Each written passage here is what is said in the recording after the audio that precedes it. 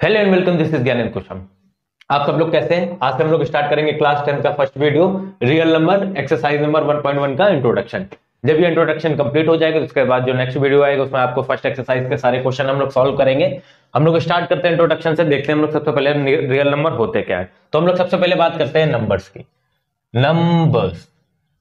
Numbers divide होते हैं to part में। एक होता है रियल नंबर, सेकंड होता है इमेजिनरी नंबर। हम लोग को जो पढ़ना है वो इसके बारे में पढ़ना है। इसको थोड़ा सा इंट्रोडक्शन इसको देख लेते हैं क्योंकि ये क्लास 11 में आपको मिलेगा। देखो, सबसे पहले हम लोग रियल नंबर की बात करते हैं। क्या होता है? इट कैन बी रिप्रेजेंटेड, गलत लिख दिया, represented on the number line, number line. आपने पढ़ रखा होगा नंबर लाइन एक होती है, जैसे ये हो गया minus infinity two plus infinity, minus infinity two plus infinity, middle में क्या? जीरो, मतलब नील। आज तक हम लोग को पता ही नहीं नंबर कहां से कहां तक है, तो हम लोग क्या ले लेते? Minus infinity two plus infinity. इसका मतलब है नॉट डिफाइंड। अभी हम लोग को पता नहीं कि नंबर कहां तक है, तो ये पूरी नंबर लाइन में किसी को भी डिनोट कर सकते हैं, जैसे 1 2 3 -1 -2 -3, ऐसे सारे डिनोट कर सकते हैं। इन्हीं को क्या बोलते हैं हम लोग? Real number. तो एग्जांपल में क्या हो जाएगा? -1 -2 -3 +1 +2, ऐसे बहुत सारे हो सकते हैं। बात समझ में? अब थोड़ी सी बात कर लेते हैं इमेजिनरी नंबर, फिर बाकी हम लोग, क्योंकि हम लोग को इसी के बारे में पढ़ना है, इसको पढ़ के थोड़ा सा खत्म करते हैं, देखते हैं इमेजिनरी नंबर होता क्या है। सबसे पहले तो it can not be represented on number line, represented on number line. Number line में हम लोग क्या नहीं कर सकते? रिप्रेजेंट नहीं कर सकते। और होते क्या है? Square root of minus, like example is equal to -25 -29 √-23। जो माइनस के अंदर माइनस के नंबर का स्क्वायर रूट होता है उन्हीं को क्या बोलते हैं? Imaginary number. अब थोड़ी सी एक टर्म होता है आयोटा। आयोटा क्या होता है? -1 इज इक्वल टू होता है आई। -1 इज इक्वल टू होता है क्या? होता है आई। जो रूट के अंदर -1 वैल्यू होगी उसको क्या होगा? आई। तो इसको हम थोड़ा सा लिख के दिखा दे, लिखते कैसे? जैसे -29 लिखा है रूट, इसको हम लोग ऐसे लिख सकते हैं 29 इंटू -√-1 इंटू √-1, मल्टीप्लाई कराएंगे तो यही आएगा। इसको बस हम लोग लिखते हैं कि 29i। इसी को ही क्या बोलते हैं? Imaginary number. अब सुनो मेरी दूसरी बात, एक टर्म इसी में ही तुम लोग पढ़ोगे क्लास 11 में, जो होता है बोलते हैं कॉम्प्लेक्स नंबर। कॉम्प्लेक्स नंबर होता किस फॉर्म में? a+ib की फॉर्म में, a+ib के फॉर्म में। जो a फॉर्म होगा वो रियल फॉर्म होगा, जो रियल नंबर होगा ये, और जो ये b होगा वो क्या होगा? Imaginary number. क्या होगा? Imaginary number. जैसे कि आओ देखो, जैसे कि लिखा है 2 + 3i, तो ये इसको डिनोट किससे करते हैं? जेड से। डिनोट किससे करते हैं? जेड से। और आई को बोलते हैं आयोटा। आई सिर्फ डिनोट करने के लिए होता है इमेजिनरी नंबर को। तो ये तुम्हारा ये क्या है? इमेजिनरी नंबर है, ये कॉम्प्लेक्स नंबर है। इसको आप 11 में फर्दर पढ़ेंगे। बस इसको अब ये वाला टर्म हम लोग हटाते हैं, हम लोग इस पे कैरी ऑन करते हैं। हम लोग को उसी को ही क्या करना है? पढ़ना है। देखो, रियल नंबर क्या हुए? डिवाइड हुए टू पार्ट में। रियल नंबर डिवाइड हुए टू पार्ट में। एक को बोलते हैं रेशनल नंबर, एक को बोलते हैं रेशनल, एक को बोलता है, एक होता है रेशनल नंबर, एक होता है इरेशनल नंबर। इरेशनल क्या होता है? नंबर होता है। आप सुनो एक छोटी सी बात, आप थोड़ा सा एक चीज रिवाइज करा देते हैं। आपने 10th 9th में जब पढ़ा होगा डेसिमल नंबर, फिर वहां से हम लोग स्टार्ट करते हैं। थोड़ा सा ये देख लो, डेसिमल नंबर क्या होते हैं? 3 पार्ट में डिवाइड होते हैं। कौन कौन से? Terminating, non terminating and non terminating repeating.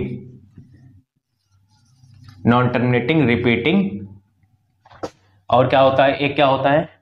Non terminating non repeating.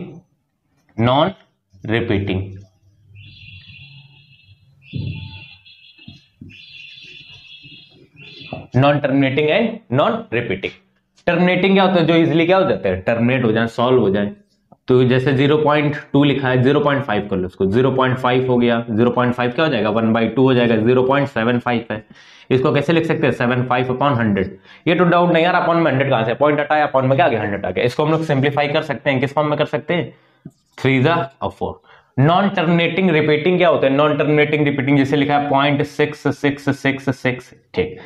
अब देखो 0.66 लिखा है, अप टू हमें नहीं पता कहां तक लिखा है, ठीक। इसको अब हम लोग जब लिखेंगे, सॉल्व करेंगे तो 0.6 बार आएगा, ये तो इतना तो पढ़ रखा है, 0.6 क्या आएगा, बार आएगा। देखो यहां पे लिखते हैं 6, और जितने डिजिट पे क्या होता है, बार होता है, उतने टाइम्स क्या लिख लेते हैं, 9 लिख लेते हैं। ये भी हम लोग सीखेंगे, अभी हम लोग चैप्टर में आगे मिलेगा तब बताएंगे कैसे सॉल्व होता है। अभी के लिए थोड़ा सा ऐसे समझ लो, जैसे लिखा है 0.75775, ठीक है।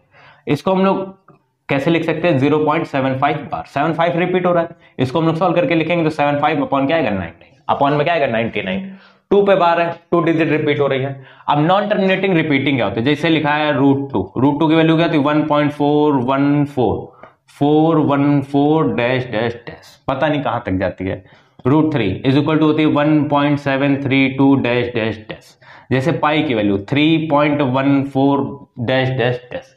अच्छा मेरी बात सुनो, पाई की वैल्यू देखो, ना तो ये टर्मिनेट होगी, ना तो ये टर्मिनेट होती है, ना तो ये क्या होती है, रिपीट होती है। तो पाई क्या होता है, पाई क्या होता है, इरेशनल नंबर। पता होगा, सुना होगा, मेरी थोड़ी सी बात सुनते जाओ ध्यान से, इसको भी लिखा रहने देते भी यहाँ पे। अब सुनो मेरी थोड़ी सी बात ध्यान से, देखो रेशनल और इरेशनल क्या होता है। रेशनल नंबर क्या होता है, it can be written in the form of P upon Q where Q is not equal to 0, ठीक। Q is not equal to 0 इसलिए लेते, अपॉन में अगर 0 आ जाता तो ये फॉर्म अभी तक हम लोग के डिफाइन नहीं, इसको नॉट डिफाइंड फॉर्म बोलते हैं, इक्वल टू 0। और इरेशनल क्या होता है, it can not be written in the form of P upon Q, ठीक। अब सुनो मेरी बात ध्यान से, देखो इन दोनों टर्म को हम लोग P अपॉन Q के फॉर्म में लिख सकते हैं। ये क्या हो गए, रेशनल हो गए। और जो नॉन टर्मिनेटिंग नॉन रिपीटिंग है वो क्या हो गए, इरेशनल हो गए। अब सुनो थोड़ी सी मेरी बात समझ लो, देखो पाई क्या है, इरेशनल नंबर। पाई की वैल्यू अगर किसी को लग रहा है 22/7 है, अगर देखो अप्रॉक्स होती है 22/7, एग्जैक्ट नहीं होती, इसीलिए क्वेश्चन में गिवन होता। कभी आपने 9 पे क्वेश्चन सॉल्व किए होंगे तो लिखा होगा pi is equal to 22/7 3.14, exactly value होती है 3.14 के आसपास होती है, जो बस सिमिलर टू क्या होती है 22/7। अगर 22/7 एग्जैक्ट दिया है तो वो क्या हो जाएगा, टर्मिनेटिंग में आ जाएगा, टर्मिनेटिंग में आएगा। तो अगर 22/7 होगा तो वो क्या होगा, रेशनल नंबर होगा। अगर पाई लिखा होगा तो उसको क्या बोलेंगे हम लोग, इरेशनल नंबर। याद रखना ये बात, ये इतना यहां तक होता है। अब हम लोग आगे पढ़ते हैं, देखते हैं। इसको हम हटा दे रहे हैं, ये तो हो गया, समझ में भी आ गया होगा। देखो आगे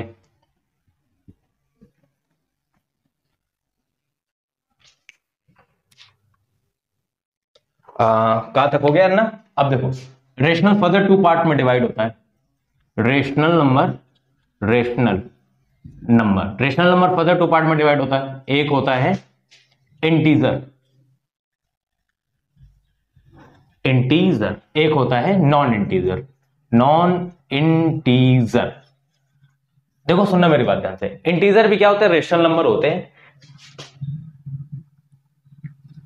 it is also a rational number, but in the form of P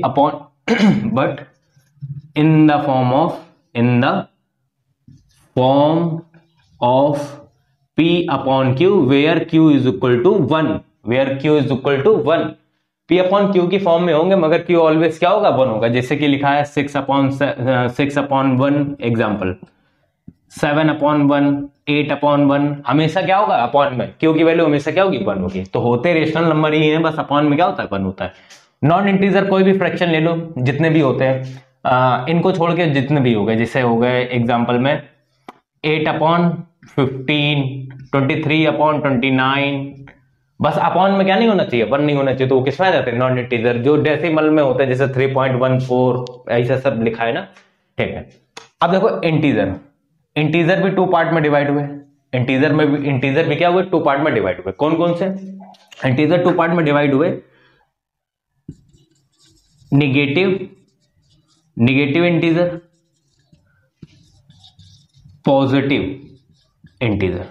सुनते जाना मेरी बात ध्यान से। देखो निगेटिव इंटीजर तो माइनस इंफिनिटी टू कहां तक हो जाएंगे, -3, -2, -1 यहां तक हो जाएंगे। ये जो ये सेट होगा ये क्या होगा, निगेटिव इंटीजर का हो जाएगा। पॉजिटिव इंटीजर देखो स्टार्ट कहां से होंगे, 0, 1, 2, 3, 4 up to infinite. Up to कहां तक, इनफाइनाइट। इनको डिनोट किससे करते हैं, जेड से। इनको डिनोट करते हैं जेड से, इसको करते हैं आर से।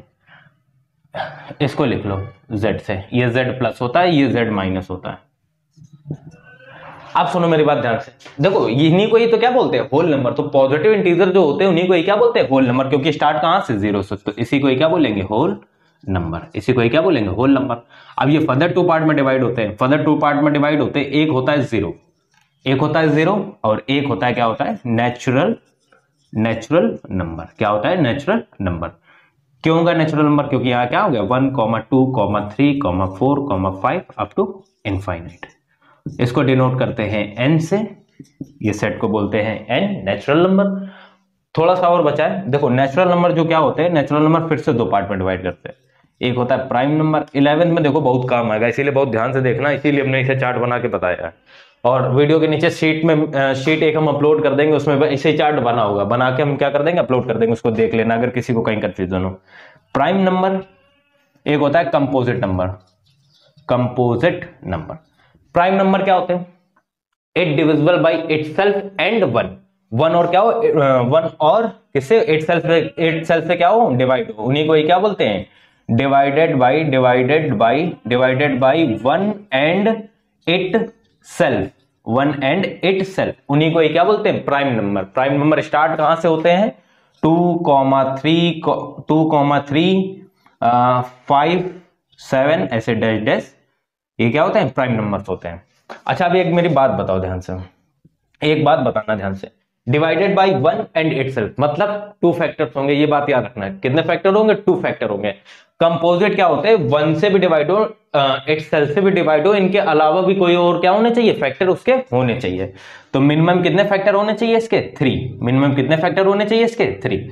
सबसे पहला नंबर जो क्या होगा, डिवाइड होगा, वो क्या होगा, 4 होगा। सबसे पहला नंबर क्या होगा, कंपोजिट 4 के 2 इंटू 1 इंटू 4, ये इतने सारे क्या होते हैं फैक्टर। मिनिमम 3 फैक्टर जो सबसे पहला नंबर होता है या सबसे स्मॉलेस्ट कंपोजिट नंबर होता है वो क्या होता है, 4 होता है। याद रखना 1 ना तो प्राइम है ना तो क्या है, कंपोजिट है, ये बात याद रखना हमेशा, ठीक है। तो मिनिमम कितने फैक्टर होने चाहिए, 3 होने चाहिए। Divided by 1 and itself and other factor भी क्या होना चाहिए, याद रखना। ये क्या होता है, कंपोजिट। थोड़ा सा बचा है प्राइम नंबर। हम लोग क्या करते हैं, प्राइम नंबर फर्दर 2 पार्ट में डिवाइड होता है। प्राइम नंबर फर्दर 2 पार्ट में डिवाइड होता है। एक को बोलते हैं को प्राइम, एक को बोलते हैं को प्राइम, एक को बोलते हैं ट्विन प्राइम।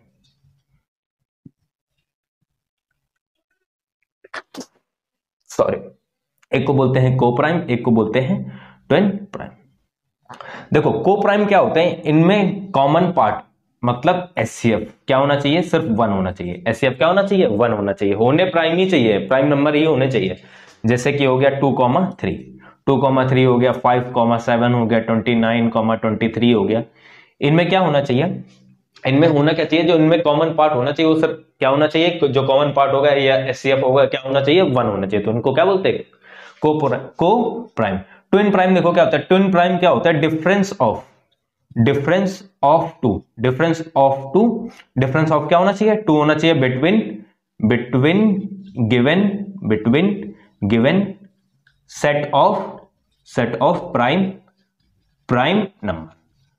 जो प्राइम नंबर का सेट गिवन होगा उनमें डिफरेंस कितने का होना चाहिए, 2 का होना चाहिए। देखो जैसे कि एग्जांपल 5,7, 17,19, 11,13। देखो इनमें देखो 5, 2 डिफरेंस कितना है, 2 का। 17,19 डिफरेंस कितना है, 2 का। 11,13 डिफरेंस कितना है, 2 का। तो ये हमारा क्या होता है, खत्म होता है नंबर्स के बारे में। ये हम लोग ने पूरा देख लिया नंबर्स के बारे में। तो इसको बहुत अच्छी तरीके से स्क्रीनशॉट लेना चाहो तो ले लो, नहीं तो हम नीचे डिस्क्रिप्शन के नीचे क्या कर देंगे, शीट डाल देंगे, देख लेना। एक यूक्लाइड डिवीजन लेमा, एक और थ्योरम बची है, छोटी सी बची है, उसको और देख लेते हैं। इसका इंट्रोडक्शन क्या हो जाएगा, कंप्लीट हो जाएगा। देखते हैं। समझ में आ गया होगा। आओ देखो हम लोग करते हैं, देख यूक्लाइड डिवीजन लेमा के बारे में पढ़ लेते हैं, देखते हैं थोड़ा सा क्या है।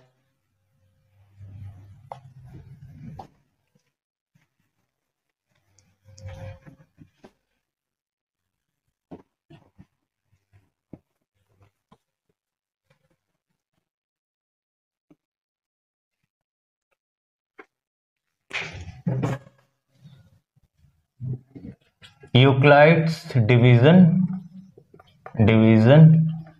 लेमा, देखते हैं हम लोग क्या होता है Euclid division lemma.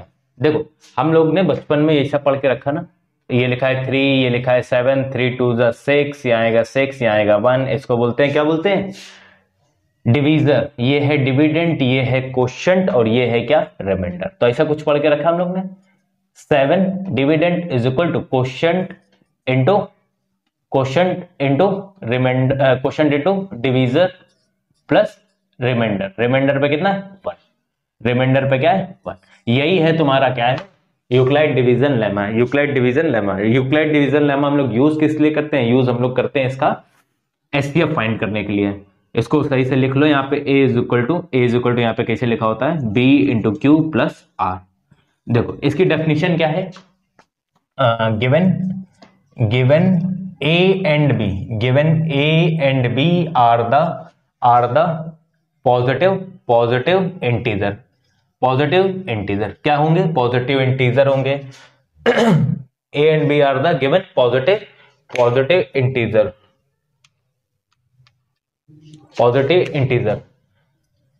there exist a unique